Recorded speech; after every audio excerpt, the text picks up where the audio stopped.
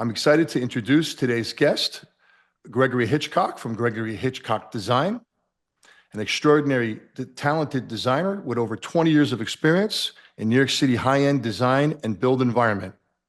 Greg has established a strong reputation in the luxury interior design market with a particular focus on kitchen and bathroom design. Welcome, Greg. Thank you so much for having me, Tom. So, describe a pro chef kitchen. A pro chef kitchen. Um, so I've actually designed several kitchens for chefs. From celebrity chefs to just chefs to people that work for, let's say, wealthy families that take care of those families and do all the cooking for them. So there's kind of a wide range of the term chef, and I would say probably one of the most common themes when a real chef, somebody that does that, cooks for a living, which is different than most of us. Me being a chef. Right. People even that are really interested in cooking and really enjoy cooking, that's still different than being a professional chef and doing it for a living. It's intense, long hours. So I would say the most common theme in doing kitchens for a real chef is proximity.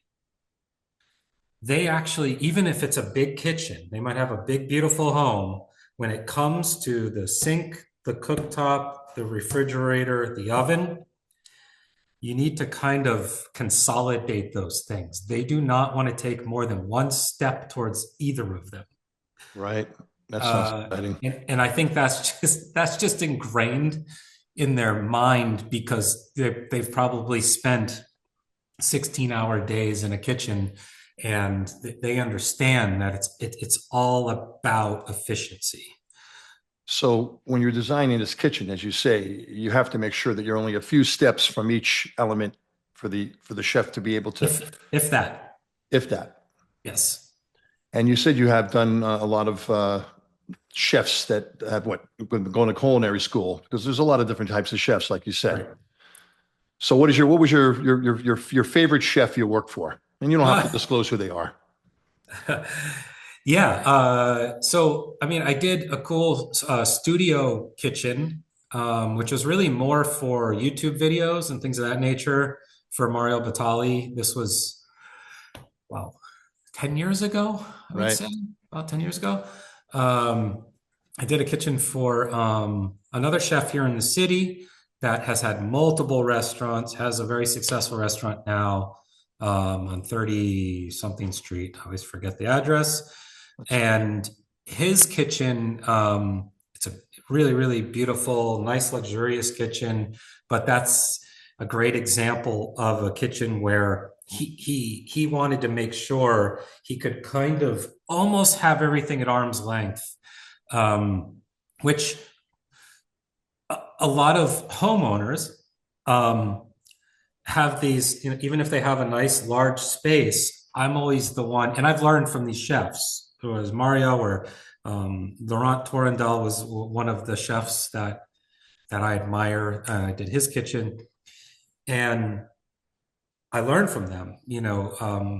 It looks good on paper. It looks good in the photo, right? Right. If you're going to cook Thanksgiving dinner or Christmas dinner, or whatever the case may be, the 18th time you walk to that refrigerator that's on the other side of the room, you're going to be angry with me. So the clients are kind of forcing design over function, right? I wouldn't say they're forcing it. I just think they're they don't do this for a living. Right. They haven't thought that through. And on paper, it looks good. Right. On paper, on an architectural drawing, Right. you're not thinking about the footsteps to the refrigerator. It's all about the look. It's all about the vision. And it seems like that's a good place way over there to put that refrigerator and freezer. So when about these chefs you spoke about, do you, so they cook a lot of different types of food. So when you're interviewing these chefs, and do you find out what food they really like to cook, and are all the appliances sort of directed towards that type of food, or is it sort of universal? Honestly, that unless you get really specific with certain Asian dishes where you need like a dedicated wok burner, Right. that's usually, I mean, look, I just actually, I drew a blank. I just finished a project for the owner of Dinosaur Barbecue.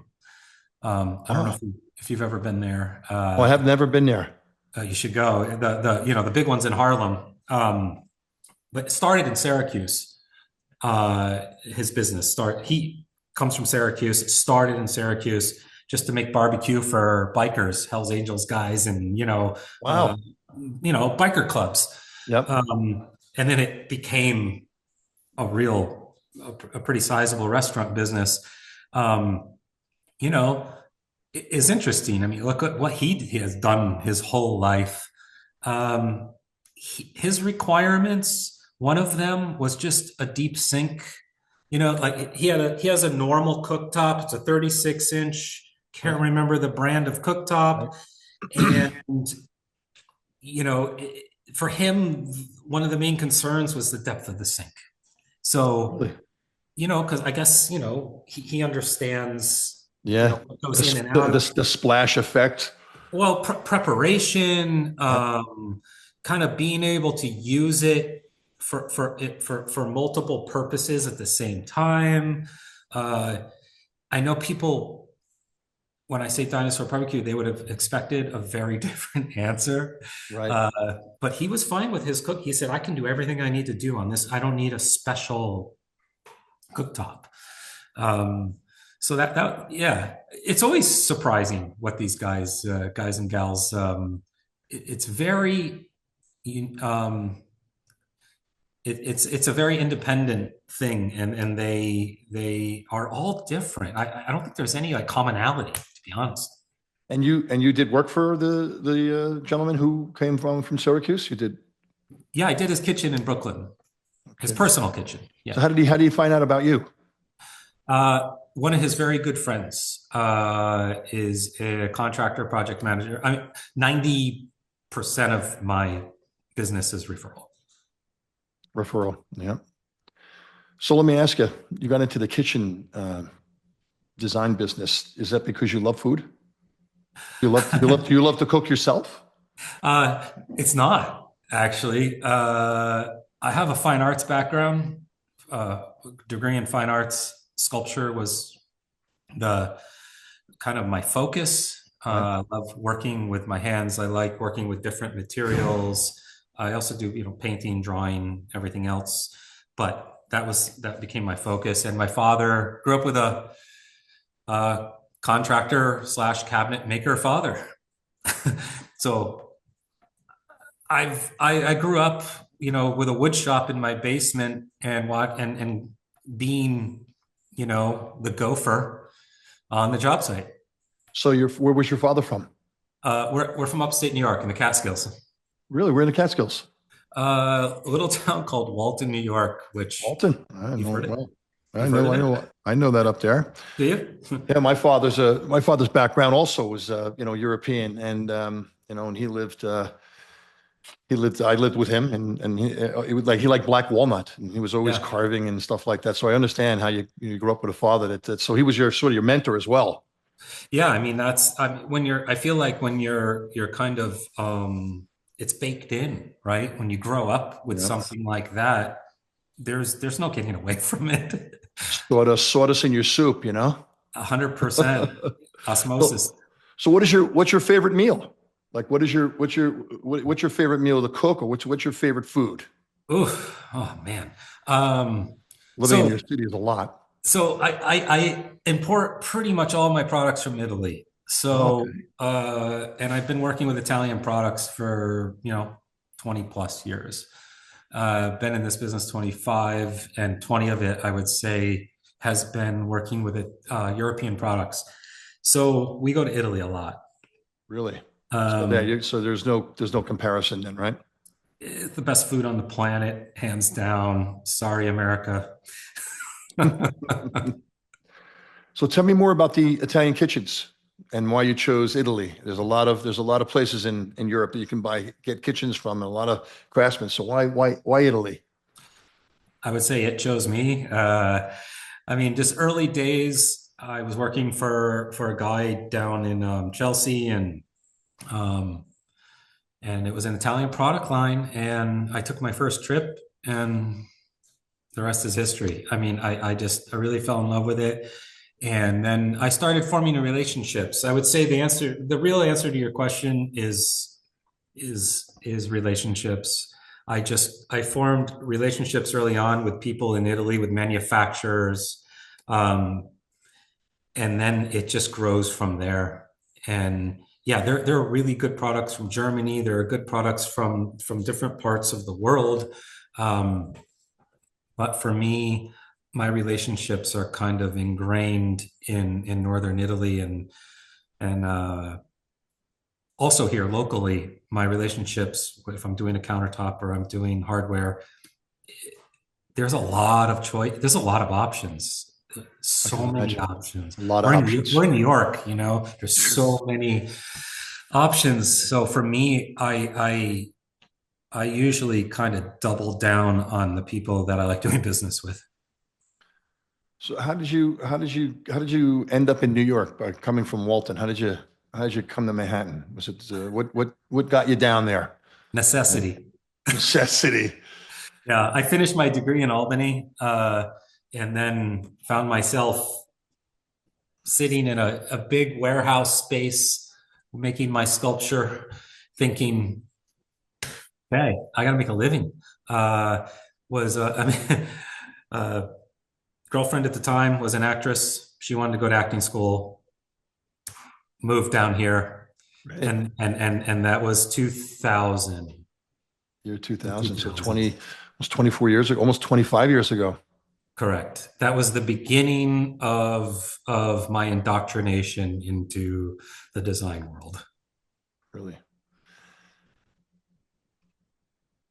So your early interest in design came from your father up in Walton, New York. He was a cabinet maker, and you wanted to come to New York just to change, get away from sculpturing.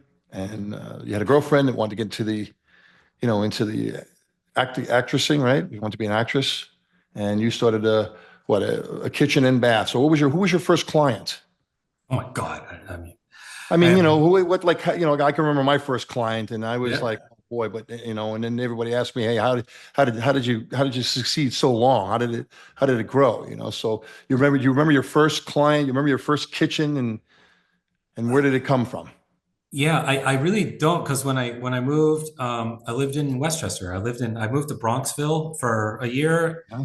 and I took this god awful commute from there to southern Brooklyn on subways.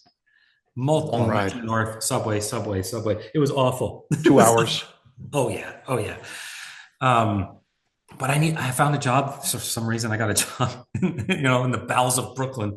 And, that was just kind of cutting my teeth there, though. That was early days. And then I moved around a lot and moved from kind of domestic products, learned a lot from each company, and then gradually kind of moved my way into my own business. Right. So northern Italy, is that where all the stone is as well? I mean, do you integrate countertops? You integrate countertops with your kitchen as well, so you're full service. Yeah, the countertops are obvious. It's a kitchen. It's a very, very important, you know, product for my customers. I use primarily now sintered stone and porcelain. I rarely use real stone anymore because the clients, especially New York clients, they're surprisingly conservative, and I understand why. Because you buy a 2, 3, 4, 5, $10 million apartment, they're they're not living there forever. They're gonna sell that. They either have, a 3-year plan, a 5-year plan, whatever the case may be. So they want to spill all the red wine and spaghetti sauce that they can, and not, and Right. it should look the same um, at the end after 5 years, let's say.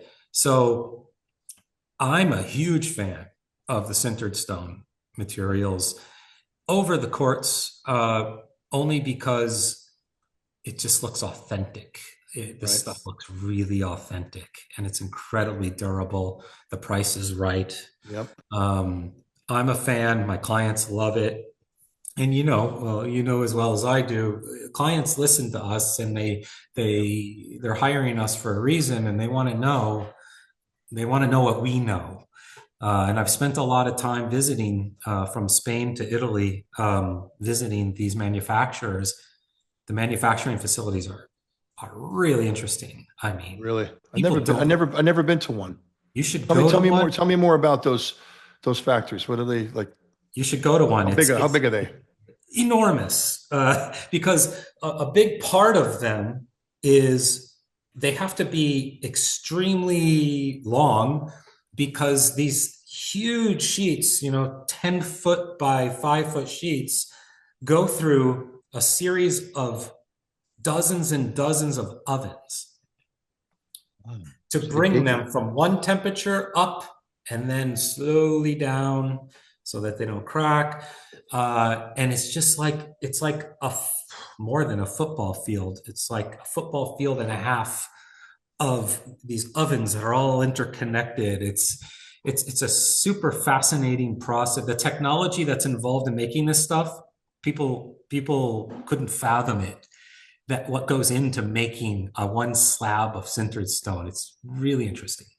Yeah, it would be pretty cool to have like a video in the showroom showing this stone going through the ovens, as you're trying to select some stone for a client. It's well, what's funny is I visited multiple. They're a bit weird about cameras and video. I snuck a few, but it's each of them has kind of some proprietary technology, Right.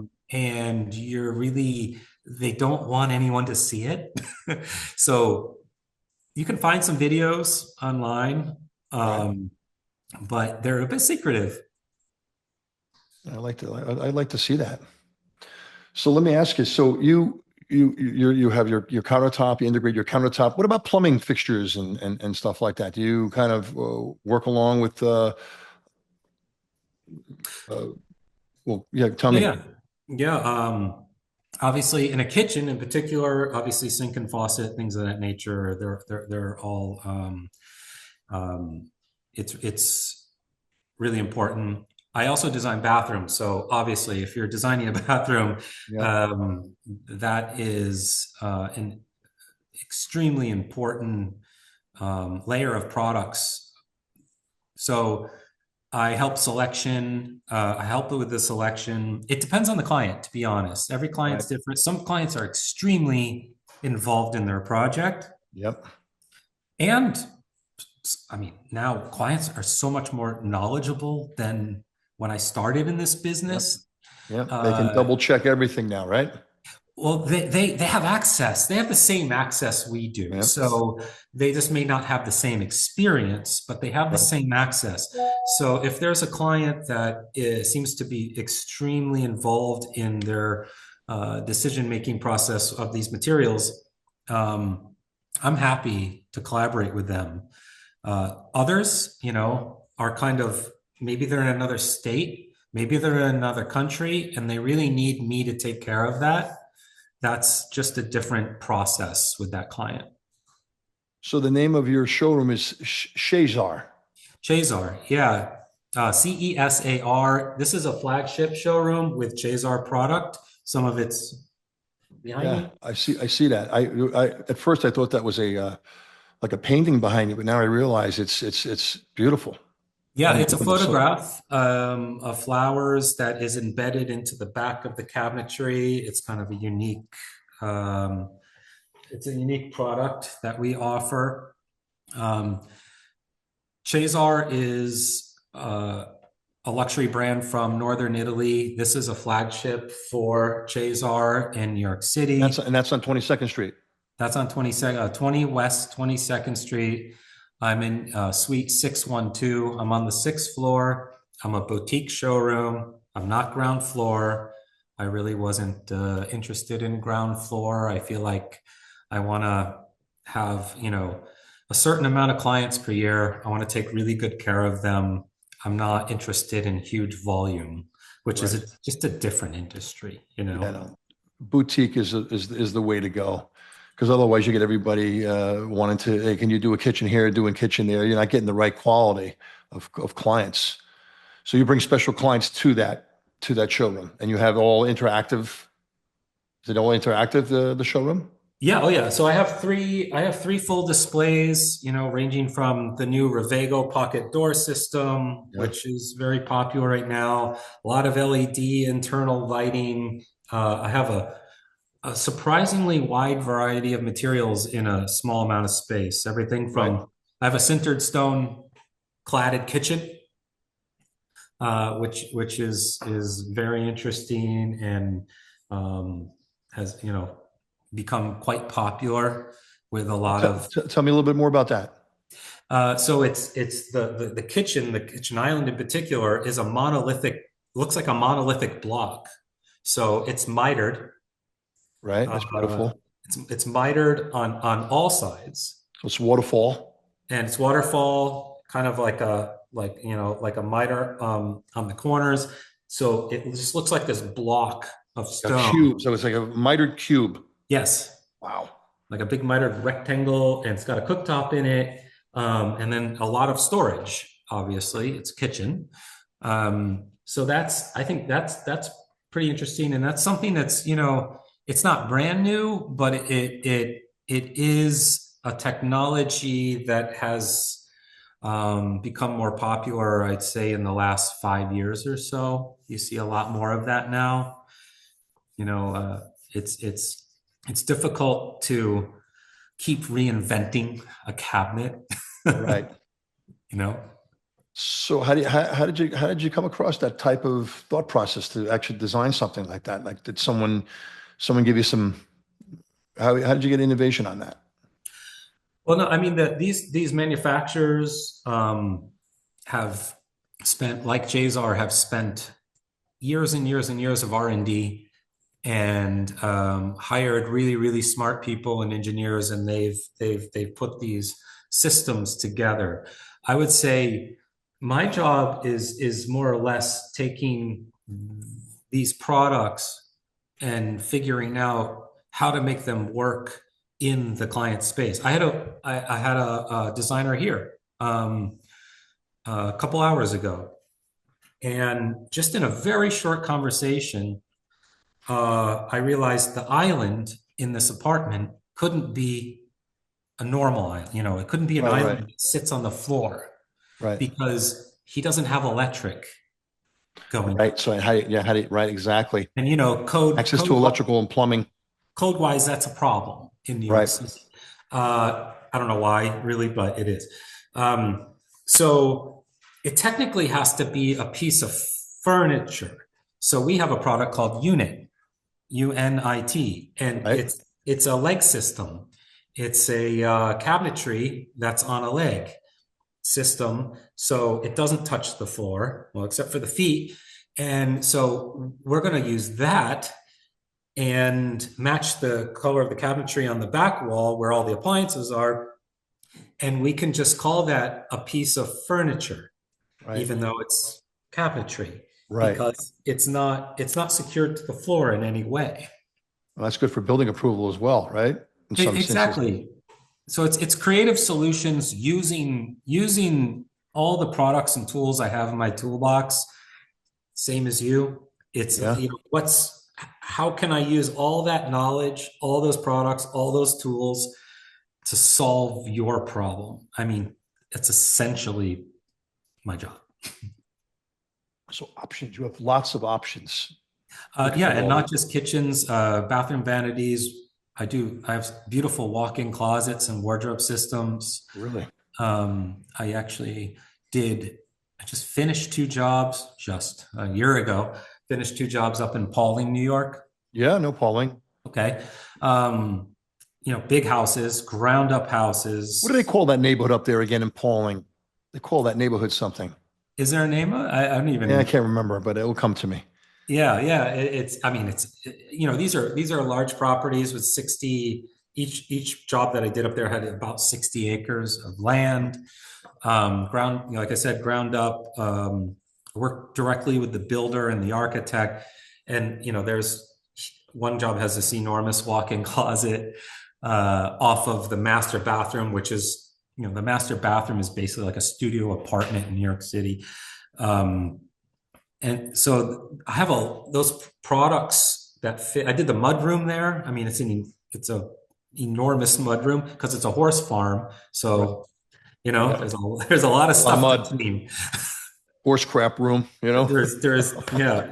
I mean, there's a lot of mud and horse shit to mucking take and care yeah, exactly. of. So so did the mud room have any way of dispensing the mud after it was in there? Because Well, was it no, kind of a actually, wet room? it's an oddly luxurious mudroom. It's really nice, but it's a good question because the material that I use, it looks like a lacquer. It's this, it's like a slatish gray, blue gray. It looks like lacquer, but it's actually an interesting material called Phenix, Fenix, which is a nanotechnology that's applied to the surface of a laminate that is a proprietary product for a specific Italian laminate company. And it's silky smooth to the touch. So it Right, looks like a matte lacquer, like a really well done matte lacquer, right, but it's not. It's this material. And then the edges are also Phenix, but they're like a millimeter too thick. So, those are the vulnerable spots right, in a cabinet.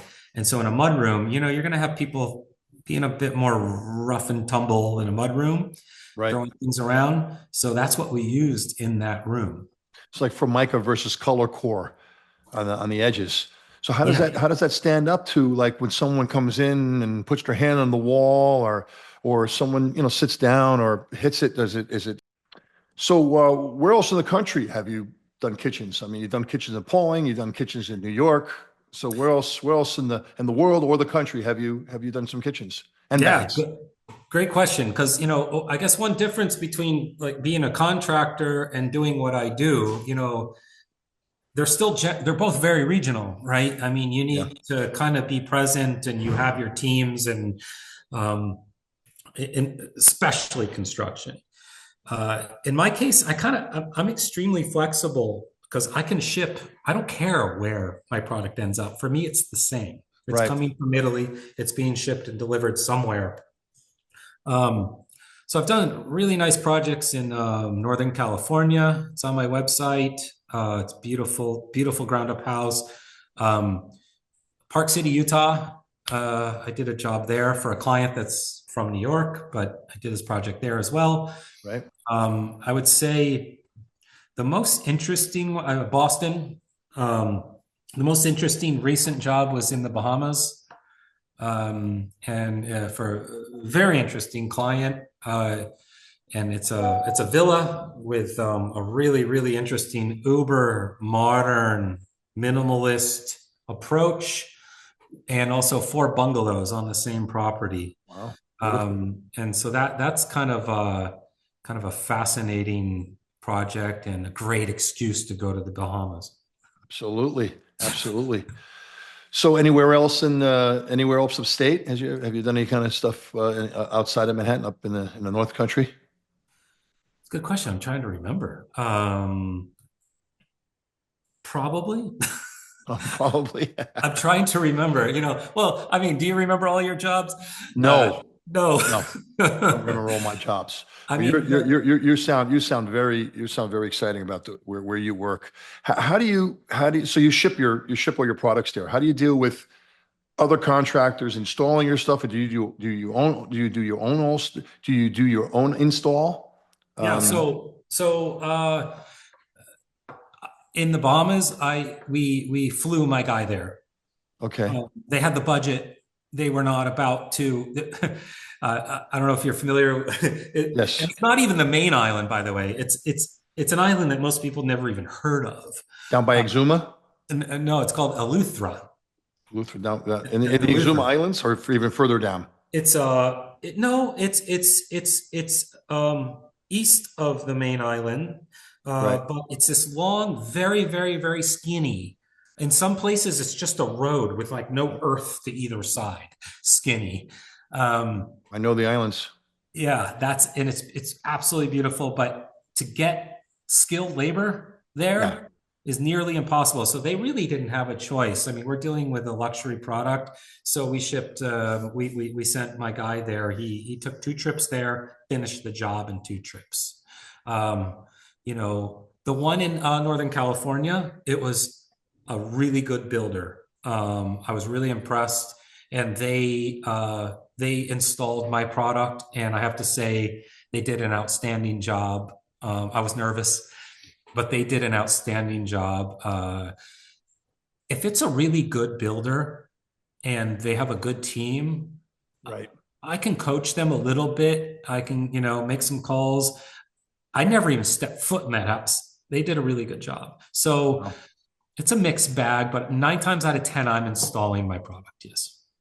As a general contractor, when the client says we have our own kitchen designer, I'm like, oh man, we like to do custom kitchens as well. But our custom kitchens that we do are very beautiful. But I can tell from the conversation I'm having with you that you are like one step above anything that we can do. So I'm super interested. What is this? What is this? 10 gram, 10 gram, 10 gram is 10 gram. yeah, 10 gram is a brand new product that Chazars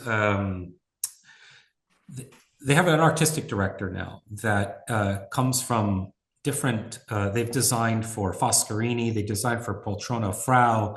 Right. They're really, really talented designers. It's a husband and wife team, Garcia Comini, and they designed all of our new collections. So the most recent collections that you see on the website are all designed by them. And Tangram is the latest one, which is a radius, has radius pieces, I saw that. which is, but then, and it also has a groove. It Yep. has grooves. I saw However, the vertical. Yes, which, beautiful. which, Like which is slats, almost like slats. like slats, which has become very trendy. Yep. I have a problem with the word trendy. To me, it's kind of a dirty word Yeah. uh, because to me, a trend means it's going to do this. Yeah. And so if you get it on the way up, cool. If you get it at the top, and then you got the trough, and you've kind of missed the boat with the trend.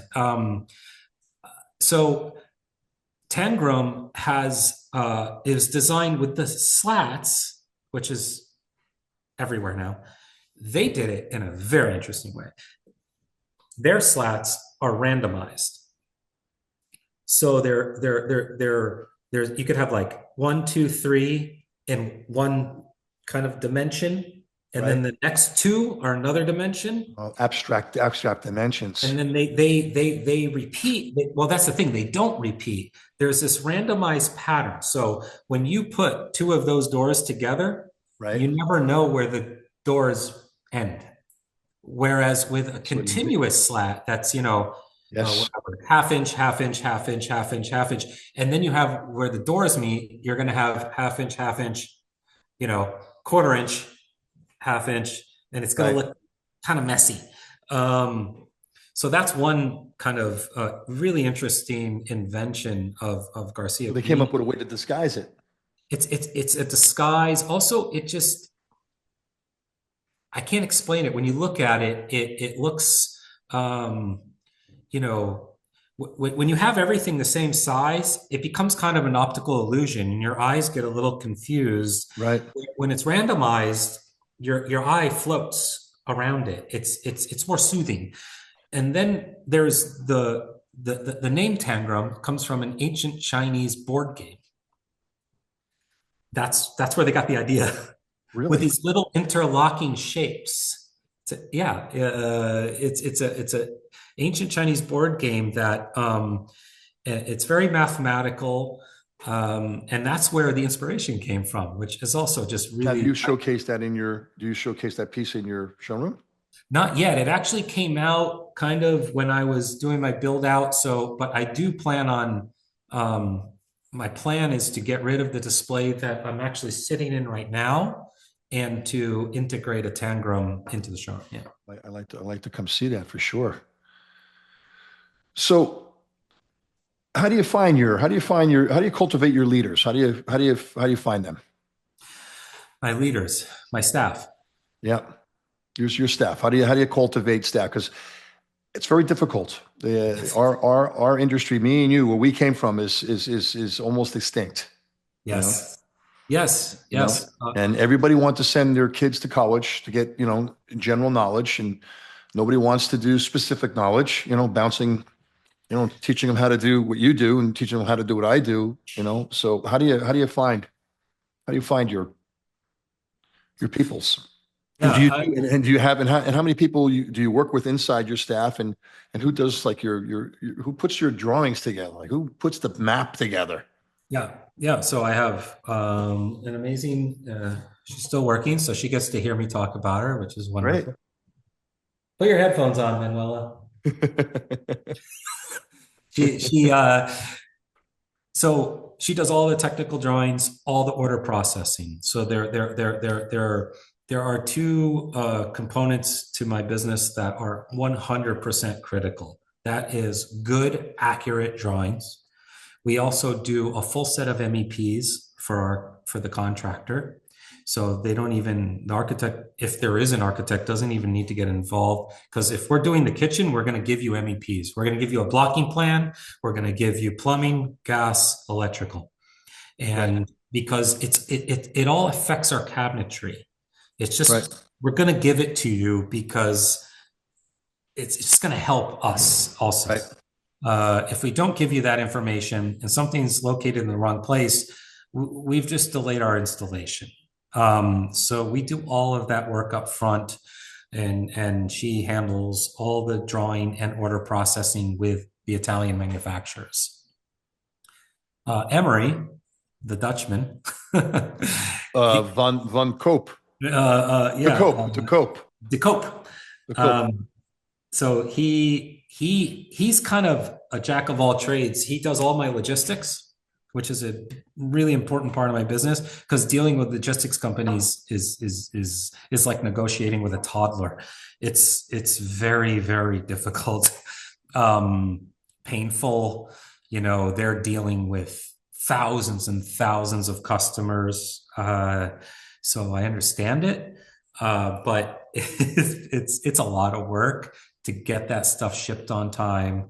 And also local delivery, the term the last mile, that's a real thing because getting it from Newark to 56th Street, Is where all the damage takes place. it's the most complicated part. Just even getting into the building sometimes and getting all that arranged in the insurances and et cetera, et cetera. So he does all that. He also does my marketing, social media, kind of general operations for the showroom, Right. and events. He helps me with all my events.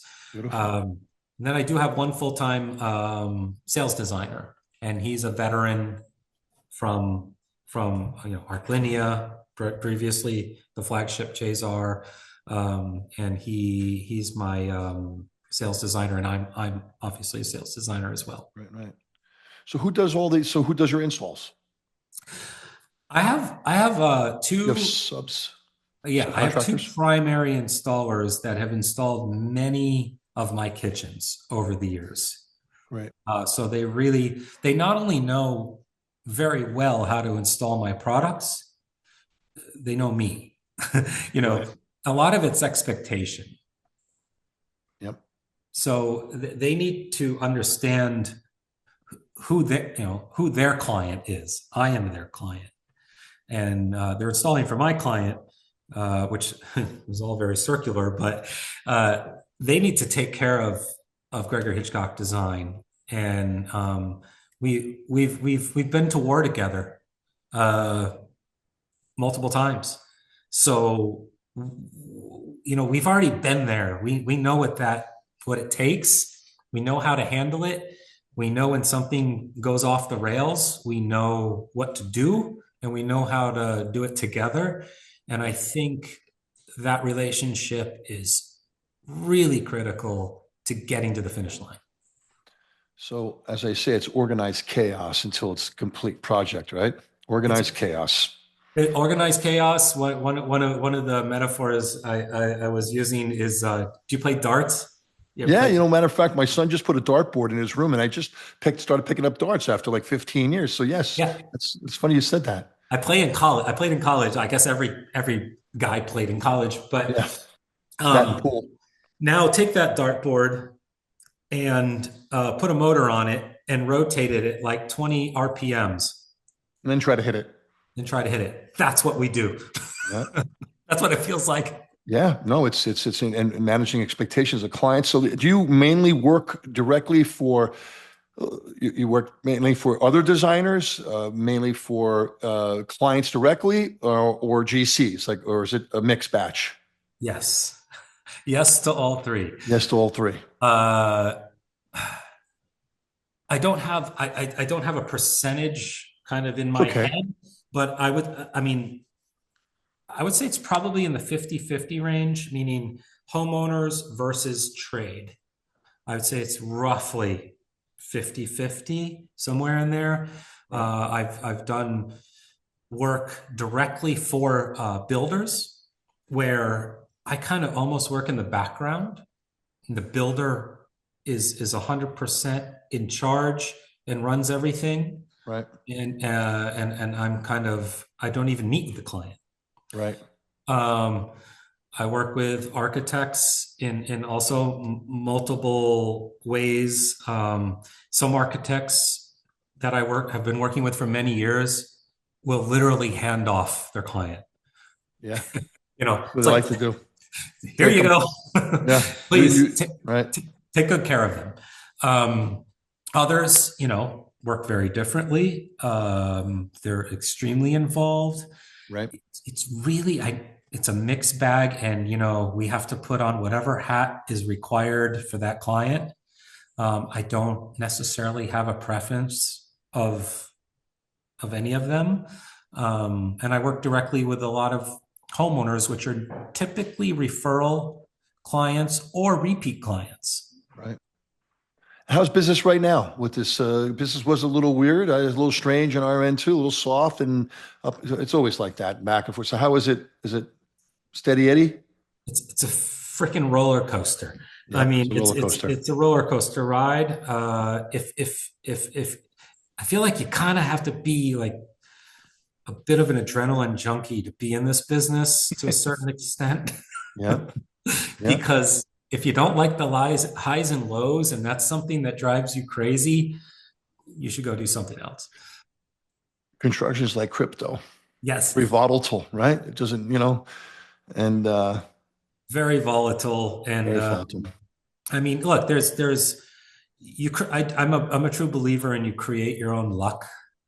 I don't think luck comes to you um, out of the blue. I think Right?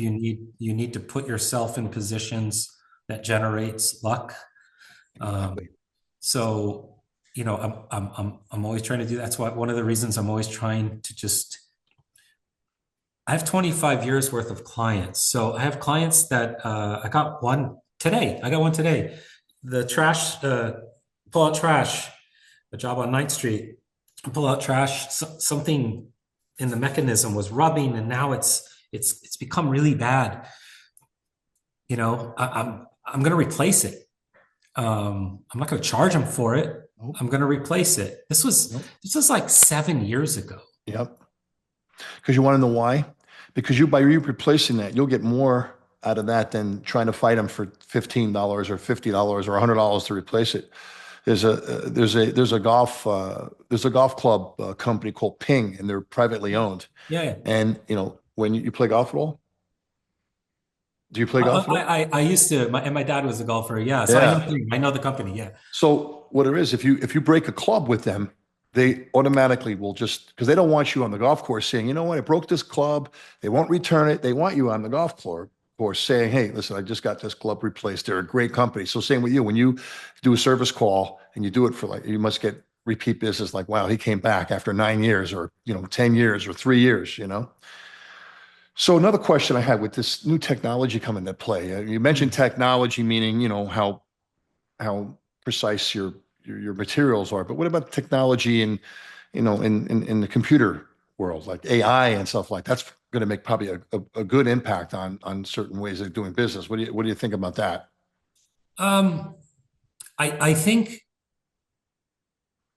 and it's probably a really boring answer, but I think the manufacturers I think can really take advantage of it Yeah. in ways that will create efficiency. Yep. And if they create efficiency, that should translate into a better price for the customer. Yep. I think that's the most. I think that's how AI can impact my industry and my vendors, my manufacturers. Yep. I don't see myself using it in terms of design. Maybe I can use it for something to help me with some kind of efficiency, but I mean, this is a very, very high touch Yep. environment that I work in. Um, AI at the moment has no soul. Yeah, again, I come from an art background, so I believe there's a place for AI. I mean, I think in bookkeeping and accounting and things of this nature, Right. um, I think there's a lot of really good uses for it. When it comes to creativity, Right. um, I don't think it's going to blend very well. maybe I'll be proven wrong in 10 years, Right. which is fine with me. Well, the Tesla robot, when it comes out, they can put it in the factory over there, and that factory you told me about, and put everything through the oven, so you don't have to worry about getting hot. Well, in one of the sintered stone factories that I went to, this was 6+ years ago. There were robots. They kind of look like kind of fancy forklift looking. They were pretty big, like the size of a forklift, Right. and they were all unmanned, and they were all moving through the factory. And there was these yellow lines where they knew to stay within yellow lines. So we were touring. We knew not to go in the yellow lines. Even if we did, boom, they would stop on a dime. Wow. And so this Interesting. was this was seven I about wonder six. who I wonder who was behind that. I wonder who was I don't know who made the technology and the programming and everything. I have photos of it. I could probably look at the name, but that was 6 7 years ago, and so I'm sure that has evolved considerably. So that's all been happening for a while. right. The only thing that AI is doing is accelerating it. It's Right. making it go faster for more people, more companies. That's all. In Yep. my industry, I start all my conversations with a pencil and paper, and I draw and I sketch, Right. and I'll Well, so never. actually, you put the sculpturing into the pencil. That's what you did. Yeah, I mean, I also did a lot of drawing and painting, and the sculpture is having a sculpture background. I think is just a great background of envisioning what's about to happen. I can see it in 3D in my mind. Being able to draw it just really helps my clients kind of understand. I do some isometric 3D sketches. It really helps them understand what I'm thinking. Right. Right. Um, Right. that's all it is. Uh, we do use a Well, lot of technology, by the way. I'm not well, anti-technology. yeah. No, I We, mean, we how can you not? It's right in your face every day. So We do beautiful renderings. Manuela does beautiful renderings for our clients to help them really understand kind of, the 3D world that will be their kitchen. So right. we do offer those services. It's great. So what's next for you personally and professionally? Like, where do you? Me too. I'm been doing this a long time, 30 years. Mhm. And I still wake up every day like it's my first day at work. It's not like I own a pizzeria and people are coming in and buying. Right. It's selling, it's competitiveness, it's different clients, right? So with you, where do you see this? What's your next? It's just, yeah, what's your next? What's next for you personally? Like, what are you doing in your life? Work-wise? Uh, Work wise, let's go work wise. Yeah, okay. Um, we'll keep personal out of it. We'll keep stay yeah. work. So it's the work. It's the work segment. Yeah, yeah, yeah. Uh, I mean, I'm I'd like to do more work throughout the country. So I'm kind of reaching out to other parts of the country because I feel like there's New York is kind of overserved. Yeah, And then there's a lot of people I think, that want to do really nice projects, but they're in parts of the country that just don't have like your knowledge or my knowledge and ability and the appreciation. background. Yeah. So, and also, whenever somebody that has worked in the New York environment goes to one of those environments, we seem kind of crazy. We're so intense and focused and detailed. It's not that those people don't exist throughout the country, but I think there are some underserved areas that I feel like and I love to travel. I travel a lot. Um, the Bahamas is a great example. So I am Yeah. trying to get more work in the Bahamas and, What you about know, Miami? Anything in uh, Miami? overserved. Overserved. It's Overserved. I do work there, but it's Yeah. it's it's usually a client that I did a job for here, and then they bought a place Yeah. there, and they just kind of bring me with the job. But it's kind of like New York now. It wasn't, but it Yeah. is. No, it's becoming more New York. We're doing some work down there as well. So Yeah. we have the New York and Miami. I feel, and I have some insight from others that I think we're going to push back outside the city again into Westchester, into Putnam, and even further. Near the Catskills, near Hudson, New York, and that area right there. I think it's going to become a big push. I, That's what I I think. 100% agree, and I'm really looking to leverage those two Pauling jobs because they're on my website, and I really want to do more work up there. I mean, it's nice to get out of the city, an excuse to get out and do work up north. Yeah. I do have some every now and then. I get the Hamptons jobs, the Yeah. Montauk job, Gold Coast jobs, Right. Manhasset, Neck. Those jobs are sprinkled in. But I have a little cabin up in the Catskills, also my wife and I. Yeah. So I love any excuse to get upstate. In the Walton area. It's about 30 minutes from there, near Roscoe, New York. I know Roscoe very well. I used to cut through Roscoe to get to Oneonta. My son played in Oneonta for lacrosse, so Oh, I know that area very well. Uh, Hartwick.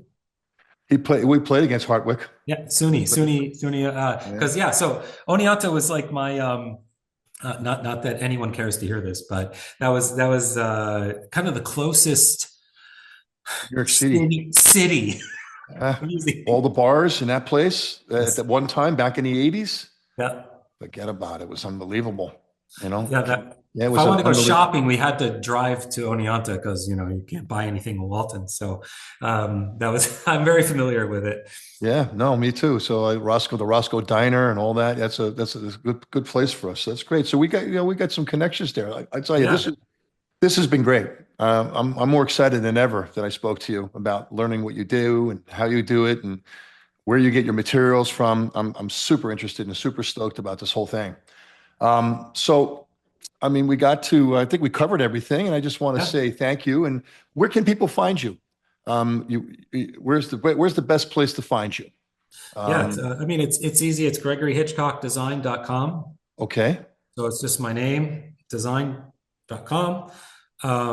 My website, I think, covers everything that I offer, everything that I do. Hmm. I've spent a lot of time trying to get my website as That's great. educational and thorough as possible. There's also a whole section with blogs where we talk about working on projects kind of the challenges of the project, which Right. I feel like people identify with a bit more than just looking at a pretty picture. There's challenges on every project, and I really try to talk about them as much as possible because, people they they don't just want something to look great when it's done. They kind of want to know that who you are and can you handle it? Can you execute it? Exactly. Yeah. Well, again, I really appreciate you taking the time and let me ask you many questions. I love to hear everything I loved everything you told me, and it's exciting what I heard, about what you do, and I can't wait. I'm actually going to come visit that showroom. Next time I'm in Please. the city, I'm going to send you a message, and I'm going to come down. I want to see what's going on, especially when you get the tang room in there. I want to see No. that slotted stuff. Yeah, I have the So doors here, but I will have the display at some point. But that was a lot of fun. Let's do it again. absolutely. All right. So we are off the air. Well, that does it for today's episode of The Blueprint. I'd like to thank my guest, Gregory Hitchcock, for sharing his insights and expertise with us. If you enjoyed this conversation, be sure to subscribe and leave us a review. You can find us on Apple Podcasts, Spotify, Google Podcasts, and anywhere you listen to your favorite shows. Stay connected with us on social media for the latest updates and insight. And see you next time as we continue to uncover the blueprint of success in this dynamic market. Be well and chut met jou.